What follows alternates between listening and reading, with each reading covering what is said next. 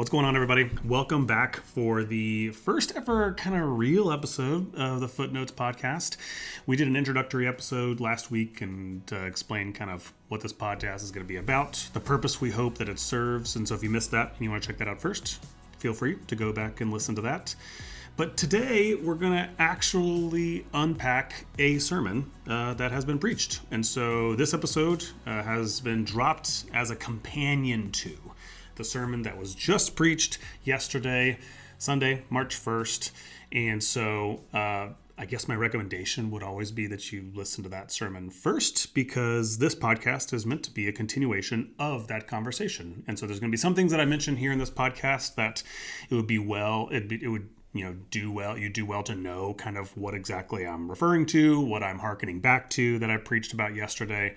And so again, if you got over eager and you jumped into this episode, that's okay. Just hit pause real fast, hop over to the sermon, listen to that first, and I think that will actually enable this podcast, this conversation, to be really fruitful and edifying. And so a quick refresher on the format of this podcast. We're going to try to keep it simple, try to keep it light, and give you the same exact format every single week. Something interesting that came out of the text, that came out of the scripture passage, the Bible story that we were studying. This is something interesting that I wasn't able to really flesh out in the sermon, something I wasn't able to cover in great depth, and so I'm going to share that here. Something you might want to try. So we do some practical stuff in the sermon, hopefully give you practical tips and advice and things and guidance to try. However, again, can't always name all the different practical advice and tips and strategies that you might consider. And so we're going to share some of that here. And then finally, the last thing is something I'm still wrestling with. So maybe it's a question I'm still wrestling with. It is a part of my own faith.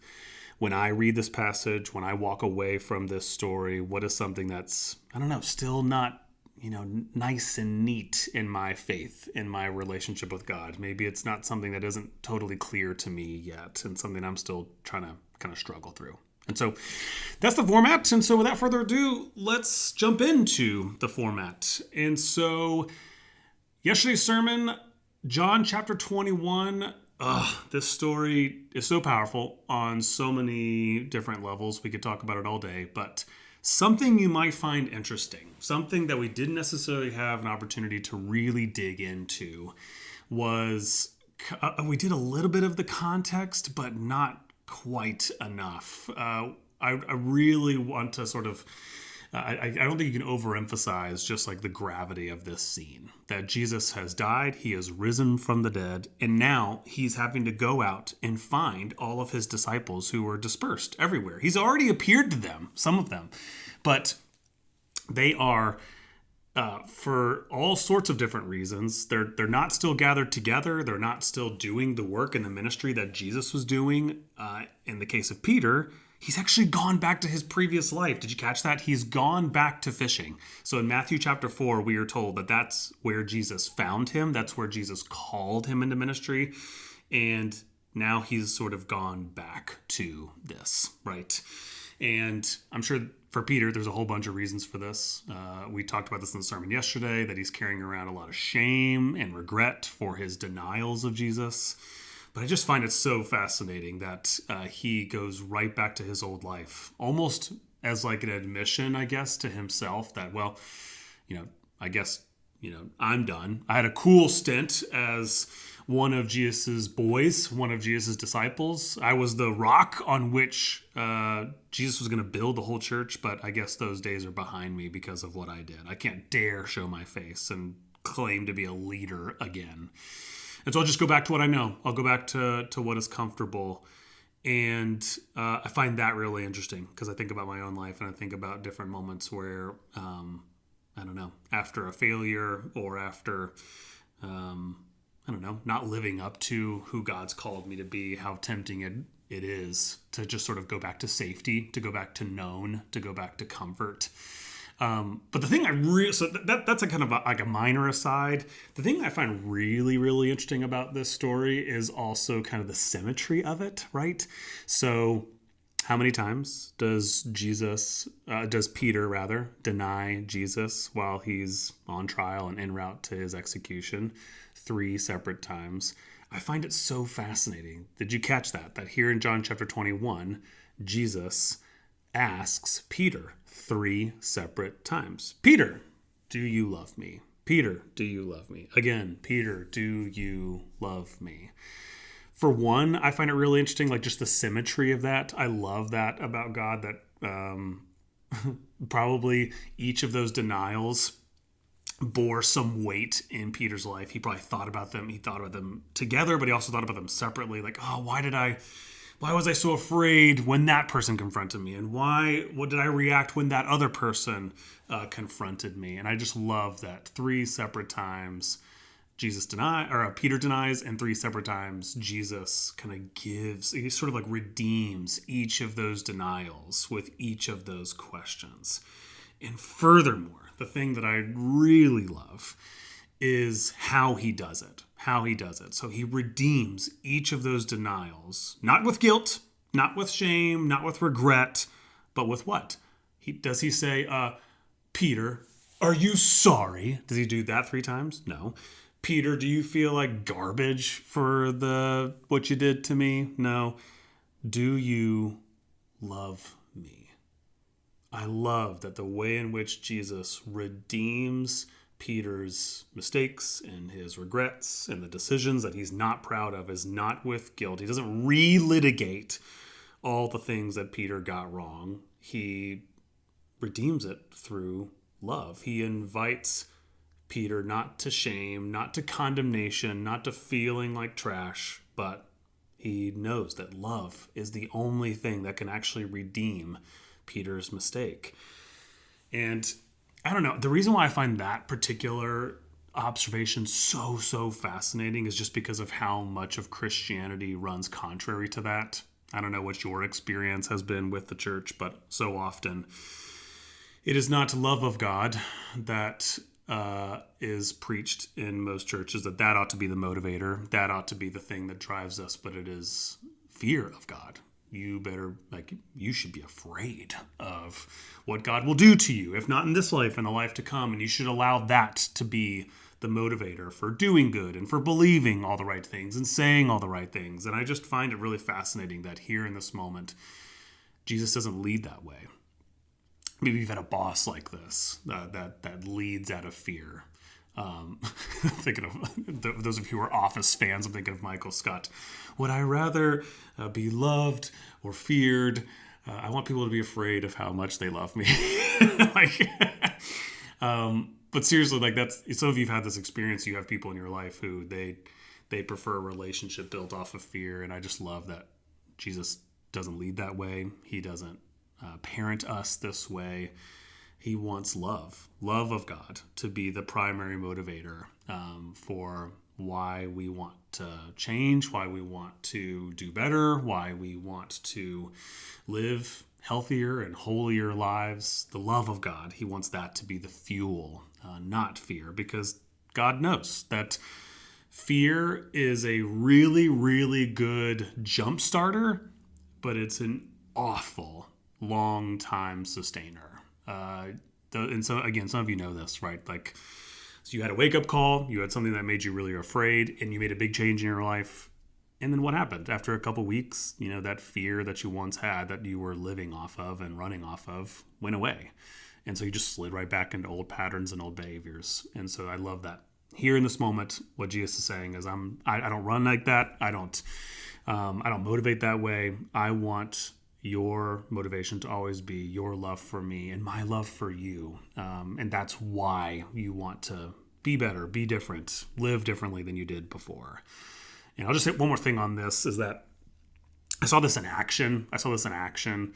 This past weekend. I shared this in a sermon that this past weekend I was gone for a church conference, and during this conference, I got the opportunity to hear from some leaders at a addiction recovery community out in Denver. They're called Free. You can search them. Just search Free Recovery Center, Free Recovery Program. And it is a recovery program for addicts, but it is also a church. And this story got me, dude. Like, it got me. The pastor and executive director of this whole community says that anytime and every time they baptize somebody in their community, if you're a part of our church, you know the vows that we invite you to take. Will you resist evil, oppression, and will you trust in Jesus as your personal Lord and Savior? Like, we ask those sorts of traditional baptismal vows. I love their take on it. One of the questions that they make every single baptized person answer is, do you profess that you are not damaged goods? Do you profess and proclaim you are not damaged goods? Those of you who are in recovery yourself, those of you who know someone who's in recovery, you know that shame is really powerful and it can get a grip on your life real quick. And you can spiral and live out of fear of letting other people down, fear of doing the wrong thing. You can live off that fuel for a long time. And it never goes anywhere productive. And so I just love, I wanted to share that as like an anecdote, just as a quick story. Like, I heard that this past weekend and I was like, what a powerful sort of modern day depiction of what we saw in John chapter 21. In a way, like, it's almost as if Jesus is doing this with Peter. I need you real quick just to remind yourself of how I see you as a beloved child of God. And if you love me, do you love me? Yeah, Lord, I do. Okay, great. Then that's enough. That's enough. I don't need you to beat yourself up. I don't need you to, shame spiral. If you love me and I love you, let's get back to work. So that's something I found really interesting about this passage. I didn't really have time to unpack fully. Something interesting, something you might want to try. So at the conclusion of my sermon yesterday, I talked about some practical tips, some things that we ought to consider doing differently if this influencer of comparison has really got a grip on your life. If comparison is something that really ruins your day, it ruins your mental health. And as we talked about in our sermon, you're finding that it's ruining your spiritual health. I didn't have time to share this, and I really did want to, because I think it's really important. One of the things that I find really fascinating are conversations on willpower, conversations around like what do you have the power and the ability to change on your own strength, on your own motivation. And we talk about that a lot in society, right? Like, there's a lot of discussions on, if you want to do different, then you just gotta, will it. You gotta just muster it and find it within yourself to do so. And if you recall, in my sermon, one of my first practical tips was, if comparison has a stranglehold on your life, you need to, turn down the volume of the voices that are causing you to fall into comparison mode. And you also need to obstruct your vision. If there's people or your feed or the visuals in your life are constantly causing you to go, oh, I wish I looked like that person. I wish I had a life like that person. I wish I achieved as much as that person. Like, if you've got those things in your life, one of the things I said was like, the first step is actually turning down the volume. It is muting some of those voices. It's obstructing your ability to see those persons, those situations as often as you're presently seeing them. And I just want to say you both on a faith side, but also on a science side of things, that this is really important.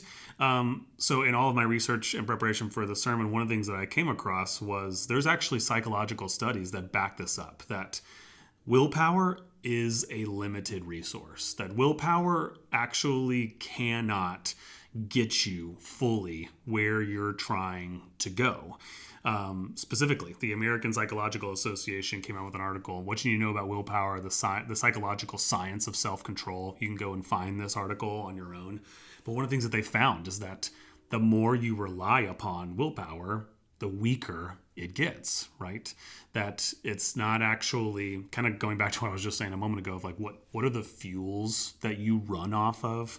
If you are someone who believes, perhaps somewhat arrogantly, nope, I can handle this. I can change this. I can control myself. Science does not back that up. And again, neither do our beliefs, right? I mean, you're listening to a Christian podcast, you're listening to a Christian pastor. And one of the things that we believe, the core truths of Christianity is that apart from God, we run out, right? This is kind of like what Jesus talks about. He says, abide in me. I am I'm the vine, you're the branches, right? You need to stay connected to me. You need to stay plugged into me, because apart from me, if you run off your own strength, your own ideas, your own willpower, you will run out. And so that's something that, if you're interested in reading more about this, again, go online, do a quick search for this American Psychological Association article, what you need to know about willpower. You can find it pretty quickly. And it's just sort of like, there's a growing body of research that shows that just trying to resist repeated temptations on your own willpower doesn't work. And I just love this because I think it's one of these places where faith and science intersect. Obviously, we here in the faith world don't believe you can run off your own willpower as well. And so, okay, so something to try. Okay, Kyle, thank you. Something to try. I think I just want to make another plug for the Lenten practice of fasting. If some of you, this is old hat, you've tried this numerous times. Some of you, maybe your relationship with church and with Lent and with fasting is complicated. And so for reasons that maybe I can't fully understand, like fasting is just not appropriate for you or helpful or healthy for you. And I totally get all that. I guess I just wanted to say that fasting also gets misconstrued very often in the church. So often, whether pastors and preachers and priests say it this way or not, so often the messaging that church members receive is, oh, I need to fast to show God, to prove to God my own devotion. And I guess I just want to clarify a misnomer that is not the reason why we fast. God is not impressed. God, I don't think, gives a rip about how long you can make it without chocolate or red meat or whatever. Like, I don't think God cares about any of that stuff. He's got bigger fish to fry. But I do think where fasting has been an incredible lifesaver for me, and also just a really healthy practice for me, is when I use it not as a means to impress God, but as an act of humbly confessing, okay, I've been leaning on this. I've been depending upon this. I have been too engaged in this activity or that activity. Maybe it's like I've begun to find my identity in this, and this is no longer healthy for me. It's causing more anxiety than joy. It's causing more, it's causing more dread. It's causing more anger the more I participate in this activity and I stay connected to this this conversation or this exercise. And so I think at the core, Lent and fasting is all about exercising that passage in Galatians 5. It's all about kind of reestablishing one of the fruits of the Spirit, which is self-control. And so something to try is, if you've never given anything up for Lent before, Lent's just started, so it's fine. You haven't missed much. If you've never given anything up for Lent before, and you haven't done so because of like some really unhealthy reasons and kind of poor portrayals of what Lent and fasting is all about, something you might try is you might try fasting again, fasting from social media, fasting from a particular environment, fasting from again, like, I'm not trying to throw shade on nobody, but like maybe it's fasting from a particular relationship, putting some limits and some boundaries on a particular relationship that has been really sending you into some comparison spirals lately. So something you might try is fasting and Lent. Okay, and then finally, and then we'll wrap up. Finally, something I'm still wrestling with, something that I am still struggling with, When I walk away, so like comparison, by the way, is I'm your classic Enneagram 3. And so comparison is a very normal part of my life. Of all the influencers that we're going to talk about throughout the course of this sermon series, comparison is certainly one of the strongest. I am constantly aware and trying to become aware of what other people are doing, how am I measuring up, how am I keeping pace? And so it's been, I talked about this a couple weeks ago. At one point in my life, that ambition was something that helped me survive difficult and dark periods of my life. And more recently, the last several years, I've discovered where that same mindset is also a hindrance. It's a liability of mine. And so I think something that I'm still struggling with, something that I'm still wrestling with as I walk away from this sermon, as I walk away from this passage in particular, is kind of this question of, the voices in my life that are, telling me I ought to do this, I ought to do that, I ought to be this, I ought to be that. I think probably like many of you, the thing that I'm still struggling with is how do I know which of those voices are good for me? Which of those voices are healthy for me? Which of those voices God would condone, God would support me listening to and adhering to in my life? And which ones do I really need to ignore?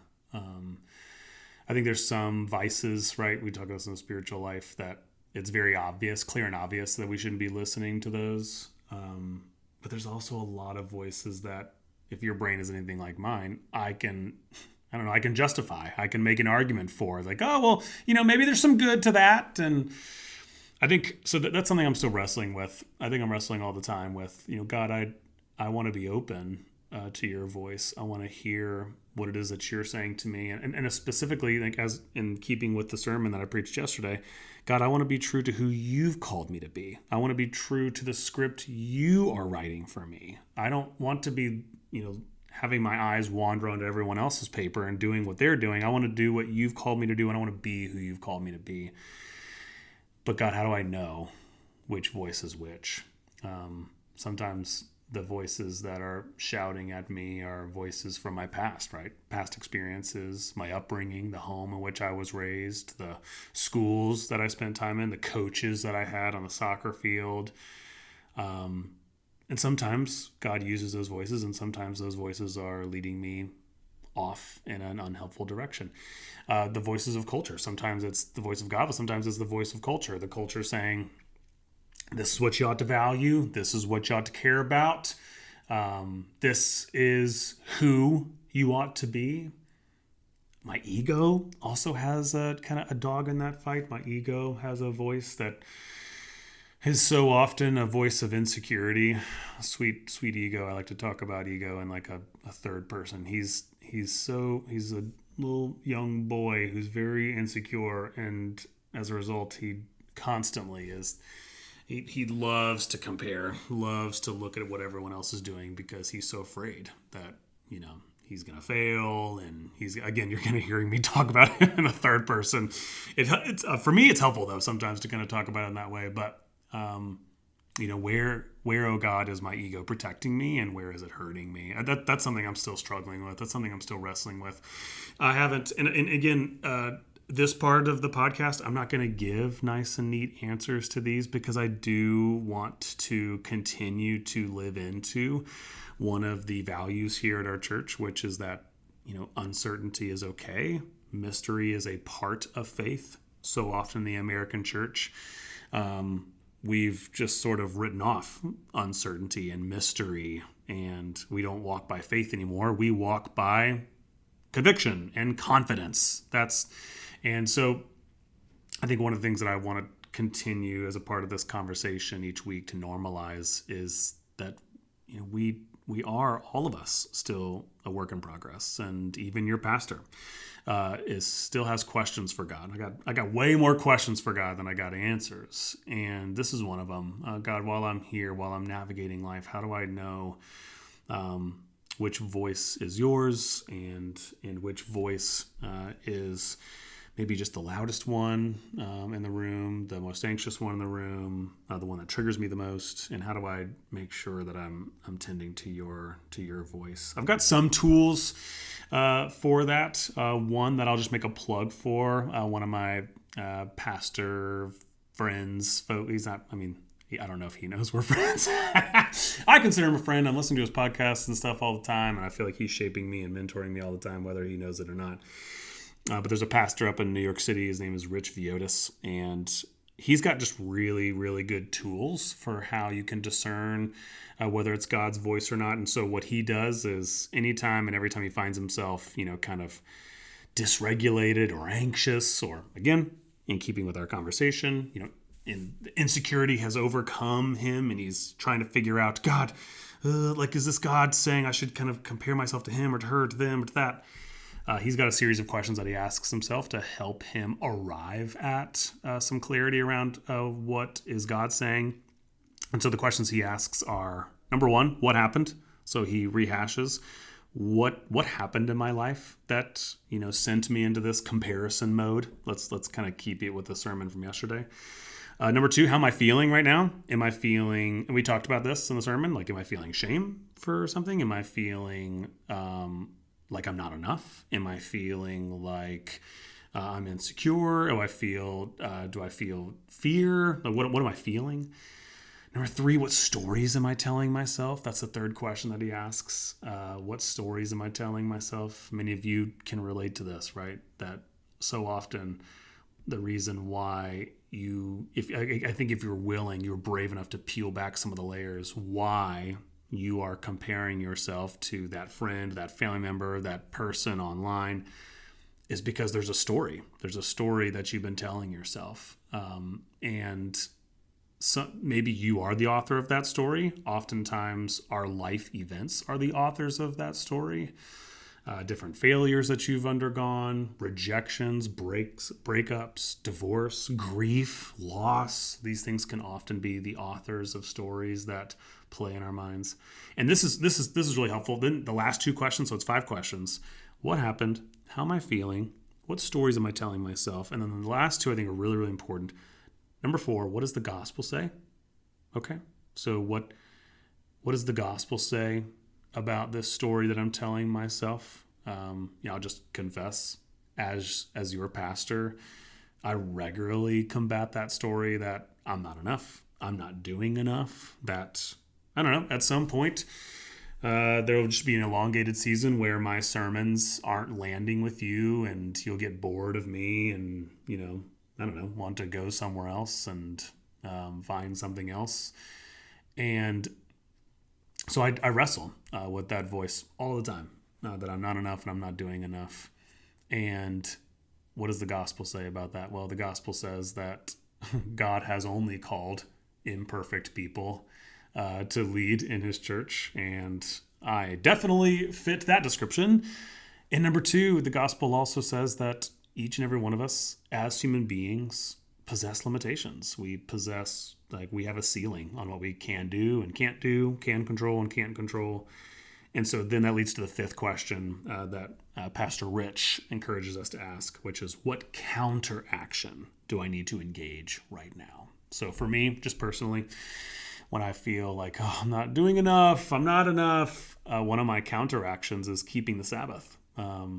If I were to follow that impulse of comparing myself to what everyone else is doing and I'm not doing enough, I could easily never, ever rest, because I could always find something to do, something to change, something to improve, something to fix, something to get better at. But Sabbath is that counteraction. It's that gospel countercultural action of simply saying, yeah, I hear all those voices. I know what they're trying to incite me to do, but I am... my pastor friend, Lisa Yaboa, says, I am only human-sized. And so as a result of that, I have to learn how to live and accept and maybe even enjoy and be liberated by those limitations. And so anyway, so if you're struggling with that, hope maybe those 5 questions might be helpful to you. They don't provide a nice, neat, clear answer for me all the time, but they at least give me a framework, because I do struggle with that. I think a lot of us do. We wrestle with and struggle with, okay,